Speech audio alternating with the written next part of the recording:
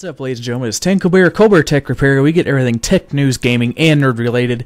And today I'm going to be doing something probably a little controversial. It's going to be AMD versus Nvidia in the graphics card market as it stands right now. Now, before I get started, I'll let you know I'm not partial to either. You know I'm an AMD system builder, but I do have a GTX 780 in my main gaming rig that I use for my rendering and everything, so don't get all butthurt saying, oh, he's all AMD, this is how he got his findings. No. I got these findings comparing the actual graphical power of each card, which is the teraflops, the memory buses, the Firestrike scores, everything of that nature. And then I did a percentage of how one card was better than the other, and so on. And I got all the prices off of Newegg.com. I didn't factor in any sales, just the general prices of the cards. So starting off, we have the R7 240 at $70 versus the GT 630 at $64. And there is a 49% increase in power with the AMD card. So over at $5 more, you get 50% more increase going AMD. Now we move down to the R7 250. The R7 250 is at $80, and it's compared to the GT 640 from Nvidia at $80. And the R7 250 seen a 29% increase in Firestrike scores, along with its computing performance. The R7 250X is $100, and it is compared to the GTX 650, which comes in at $88. And with the R7 250X, you see a 35% performance increase in Firestrike and computing performance. So the R7 250X costs about $12 more, but you get 35% more improvement over the GTX 650. Moving on to the R7 260, it is at $120, and the GTX 650 Ti is at $110, and you see a 15% increase with the R7 260 in compute and Firestrike performance over the 650 Ti at a premium of $10. So for $10 more, you get 15% more computing power in Firestrike. Going down to the 260X. The 260X I found priced at $119.99 versus the GTX 750, which is also priced at $119.99, and these cards are very close in performance. There's only a 4% increase in Firestrike scores with the R7 260X over the 750, so you can go either way on that one. They are the same price, but the 260X did perform slightly better. Moving on to the R7 265, which comes in at $150, versus the GTX 750 Ti, which comes in at $148.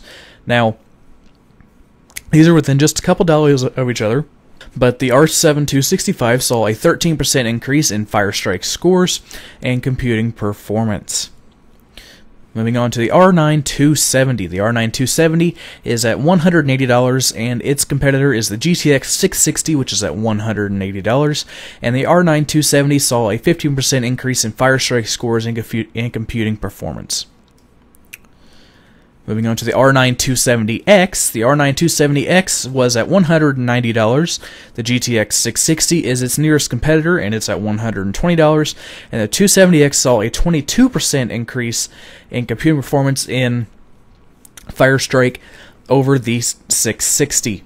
So for $10 more, you can get 22% more performance with the 270X.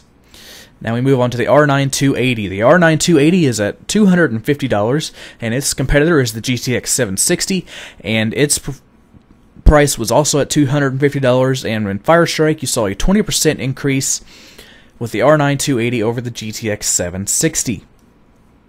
On to the R9 280X. It's priced against the GTX 760 and the GTX 770, with the 280X at $280, and the 760 at $250. Is a 20% increase with the 280X over the GTX 760, but the 280X versus the GTX 770, the 770 is at $320 compared to the $280, and you saw a 36% increase in Firestrike performance for AMD. Now on to the R9 290. The R9 290 is $400, and the GTX 780, which I run in my rig right now, is $500. And in Firestrike, you get a 6% increase in power from the R9 290. So I mean, you're looking at $100 difference here between the cards, and the AMD card performs better in Firestrike than the 780. We move on to the R9 290X. The R9 290X I found for the same price of $569.99 versus the GTX Titan at $1,000. And the R9 290X actually had a 3% better computing power than the Titan. So you're looking at a big difference there. We move on to the R9 290X versus this GTX 780 Ti.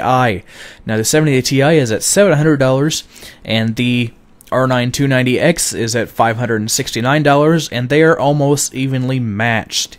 There was just a couple points difference in the Firestrike tests, but the card is $130 more. So you have to think about it that way. The 780 Ti is $130 more than the R9 290X, and it really doesn't perform very much better, if at all. And finally, we have the R9 295X2 at $1,500 versus the GTX Titan Z at $3,000. Now, from all the tests I have seen, the GTX Titan Z performs exactly the same as the R9 295X2, but it is double the price. The R9 295X2 comes with an all-in-one water cooler. So, showing from my findings and AMD's findings, AMD comes out on top in everything besides the 780 Ti versus the 290X. That is where it is evenly matched in performance, but not price. Price-wise, there are some differences, with AMD being a little more pricier than the competition, but you do see better results. Please feel free to let me know down in the comment section down below what you thought of my findings, if you have any questions about them. Like I said, I'm not trying to be an AMD fanboy here. I am showing both sides of the story. I've found the best prices I could find on Newegg.com as of today, and these are the Firestrike differences in the performance sector. Alright guys, I hope you liked this video. If you liked, give it a like. If you didn't, feel free to give it a dislike. If you have any questions or comments, leave them down in the comment section below. You can find me here on YouTube, you can find me on Twitter at TankoBear92, and you can find me on Facebook at facebook.com/ColbertTechRepair. See you guys next time.